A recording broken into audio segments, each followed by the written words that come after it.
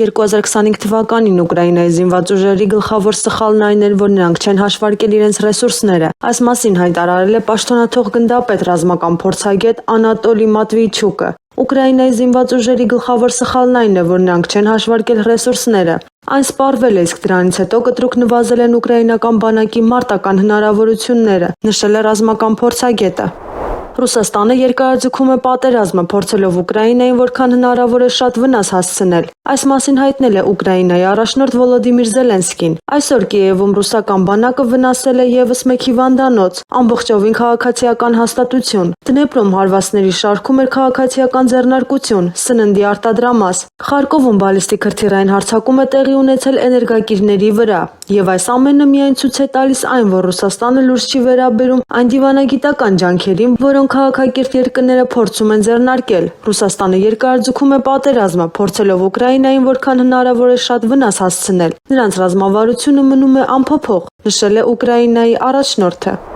Թուրքիայի նախագահ Ռեջեփ Թայիփ Էրդողանը հայտարարել է, որ ընդդիմությունը չունի հետևողական բարեխիղճ կամ սկզբունքային դիրքորոշում Սև ծովի, Արևելյան Միջերկրական ծովի հետ կապված հարցերի, Գազայում տեղի ունեցած ցեղասպանության, Լիբիայի կամ Սիրիայի վերաբերյալ, հաղորդում են տեղական լրատվամիջոցները։ Նրանք միայն մեր կառավարությանը հակադրվել գիտեն։ Հենց նրանք են, որ Ռուսաստան-Ուկրաինա ճգնաժամի սկզբնական օրերին քննադատում էին մեր կառավարությանը իշխանության կենտրոնների պահանջով, որոնց նրանք այժմ խոնարհվում են։ Հենց նրանք էին, որ ասում էին, մենք պետք է բանակցենք Ասադի հետ, երբ տապալված սիրիացի առաջնորդը փախչում էր իր երկրից։ Հենց նրանք էին հայկական Սփյուռքի հետ համաձայնությամբ դեմ արտահայտվում մեր կողմից Ադրբեջանին ցուցաբերվող աջակցությանը Ղարաբաղում 44-օրյա պատերազմի ժամանակ։ Հենց նրանք էին, որ պաղեստինյան դիմադրությունն անվանում էին ահաբեկչություն Գազայում ցեղասպանության ժամանակ։ Հենց նրանք էին, որ տարիներ շարունակ մեղադրում էին Թուրքիային ԻՊԻ-ն աջակցելու մեջ։ Հենց նրանք էին, որոնք կազմակերպում էին ուղևորություններ դեպի Եվրոպա,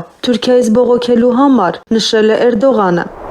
Մենք սկսեցինք միջանցքի ռեալիզացիան Երկրորդ Ղարաբաղյան պատերազմից մի քանի ամիս անց։ Ես կասկած չունեի, որ այս ճանապարհը կբացվի։ Եթե որևէ կասկած լիներ, մենք հավանաբար այդքան շատ ներդրումներ չէինք կատարի։ Ես նույնիսկ իմ ելույթներից մեկում ասացի, որ այն կբացվի անկախ ամեն ինչից։ Երբեմն նման հռետորաբանությունը անհրաժեշտ է, քանի որ մեղմ ասած այն խրախուսում է հակառակ կողմին։ Այս մասին հայտարարել է Ադրբեջանի նախագահ Իլհամ Ալիևը։ Այս հարցի լուծումը Միացյալ Նահանգներում Թրամփի մասնակցությամբ ներկայացվեց որպես լիովին լուծված հարց։ Մեր ճանապարհները, թե երկաթուղային, թե ավտոմոբիլային, որոնք տանում են դեպի Հայաստանի սահման, մոտ ապագայում պատրաստ կլինեն։ Ճանապարհը մոտավորապես 95%-ով ավարտված է, երկաթուղին 70%։ Մենք կարող ենք արագացնել այս աշխատանքը, սակայն քանի որ ներկայումս Հայաստանի տարածքում որևէ աշխատանք չի ընթանում, մենք դրա անհրաժեշտություն շատ չենք տեսնում։ Սանգեզուրի միջանցքի ռեալիզացիան պետք է համարել լուծված հարց։ Ես չեմ հավատում, որ Հայաստանը կխուսափի դրանից։ Դա կարելի է գնահատել որպես ինքնասպանություն, հատկապես հաշվի առնելով, որ ԱՄՆ նախագահ Դոնալդ Թրամփը այս երթուղուն տվել է իր անունը։